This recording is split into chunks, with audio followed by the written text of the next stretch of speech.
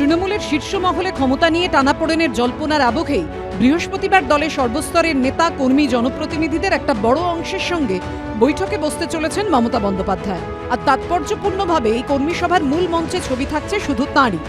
সাম্প্রতিককালে একের পর এক বৈঠক থেকে তৃণমূল নেত্রী স্পষ্ট করে দিয়েছেন দলের শেষ কথা তিনি, অর্থাৎ ক্ষমতার দুটি ভরকেন্দ্রের কোনো প্রশ্নই নেই।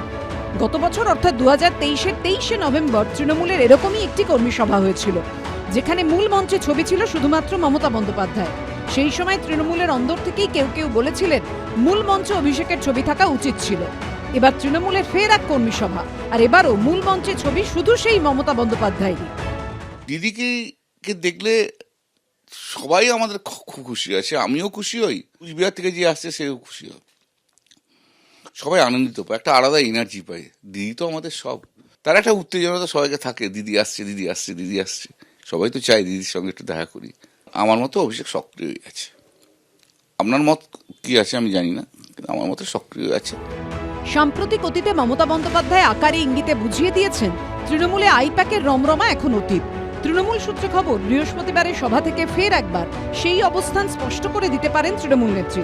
তৃণমূল সূত্রে খবর, 2026-এর বিধানসভা নির্বাচনকে পাখির চোখ করে এই কর্মী সভা থেকে প্রয়োজনীয় বার্তা দেবেন দলনেত্রী।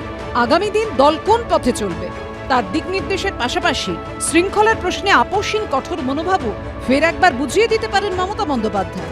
গোষ্ঠীদ্বন্দ্ব কাটিয়ে ঐক্যবদ্ধ লড়াইয়ের বার্তাও থাকতে পারে তৃণমূল নেত্রীর ভাষণে। বৃহস্পতিবারের কর্মী সভা থেকে সাংগঠনিক রদবদলের সিদ্ধান্তও হতে পারে বলে মনে করা হচ্ছে।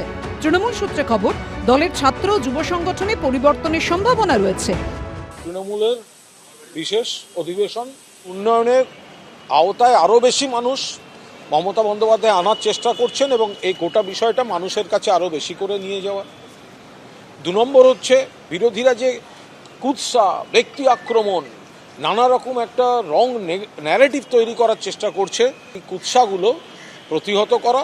নতুন মডিউল, ভোটার লিস্টে অনলাইন কারচুপি, ফলে এগুলোকে মোকাবিলা করা, তিনি যেটা গুরুত্ব মনে করবেন তিনি সেইভাবে তাঁর সৈনিকদের নির্দেশ দেবেন। প্রথমত তৃণমূল কংগ্রেস কি দল, দ্বিতীয় হচ্ছে কোনো পরিকল্পনা বৈঠক কি 15,000 লোকের উপস্থিতিতে হয়। এই থেকে বৈঠক বলছেন না, এটা হট্ট মেলা হচ্ছে, সেটাই তো বোঝা মুশকিল। তো যার ফলে তৃণমূল একটা প্রাইভেট লিমিটেড কোম্পানি বা ফ্যান ক্লাব বলতে পারেন, সেখানে কোম্পানির চেয়ারম্যান এবং ম্যানেজিং ডিরেক্টরের মধ্যে আকচাকচি চলছে। আমরা মুখিয়ে আছি যে জনৈকর জন্য জনৈকা কাল কিছু বলেন কিনা সেটা দেখার জন্য।